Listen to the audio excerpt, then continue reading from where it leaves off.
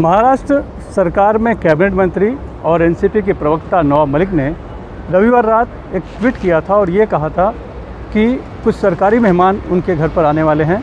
और उनका स्वागत वो चाय और बिस्कुट से करेंगे। दूसरे दिन सोमवार को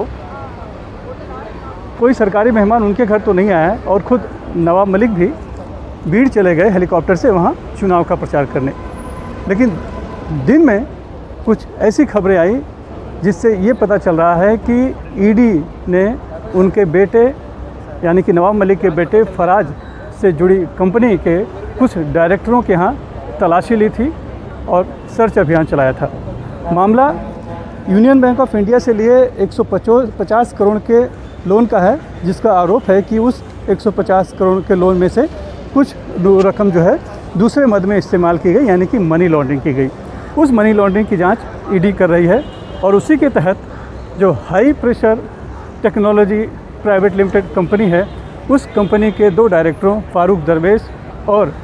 श्रीचंद अगीचा के यहाँ तलाशी ली गई। और ये आरोप है कि जो पैसे ट्रांसफ़र हुए, वो जो ट्रांसफ़र हुए पैसे वो हुए टचवुड रियल एस्टेट कंपनी में, जिसका की स्टेक जो है नवाब मलिक के बेटे फराज के पास भी है, इसीलिए वो लिंक जोड़ा जा रहा है। लेकिन इस संबंध में नवाब मलिक का ऐसा कहना है कि ये बात ज़रूर है कि उनके बेटे का उसमें उस कंपनी में 20% स्टेक है, लेकिन जो पैसे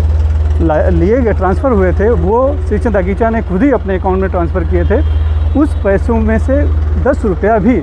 उनके बेटे या फिर उनके परिवार के अकाउंट में नहीं आया है, इसलिए उस अपराध से उनका कोई संबंध नहीं है और वो चाहे तो उस पूरे मामले की जांच ईडी कर रही है, उसको अधिकार है वो करे। लेकिन सवाल उठता है कि क्या फिर जिस तरह से नवाब मलिक ने केंद्रीय जांच एजेंसी के खिलाफ मोर्चा खोल रखा है, उसको लेकर कहीं उन पर दबाव बनाने के लिए ये कार्रवाई तो नहीं, इसीलिए तो उसको लिंक करके जोड़ा नहीं जा रहा है। क्योंकि उस पूरे मामले में भले मामले की जांच एक मनी लॉन्ड्रिंग के तहत यूनियन बैंक के 150 करोड़ के मामले में हो रही है, लेकिन कहीं ना कहीं जो लिंक जुड़ता जा रहा है वो नवाब मलिक के बेटे की तरफ जा रहा है, फराज की तरफ, और क्योंकि उस कंपनी का संबंध है और फराज के जरिए तो क्या नवाब मलिक पर दबाव डालने की कोशिश है। बहरहाल नवाब मलिक का कहना है कि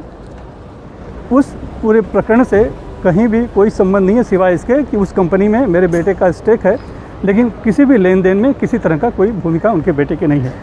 लेकिन अगर बीजेपी वाले ये समझते हैं कि वो इस तरह के दबाव में आकर नवाब मलिक को डरा देंगे, तो ये संभव नहीं है। नवाब मलिक डरने वाले नहीं है और जिस तरह के जो भी भ्रष्टाचार के मामले हो रहे हैं या फिर जो अनियमितता बढ़ती जाइए उसके खिलाफ वो आवाज़ इसी तरह उठाते रहेंगे। मुंबई से कैमरामैन धनेश के साथ सुनील सिंह, NDTV इंडिया के लिए।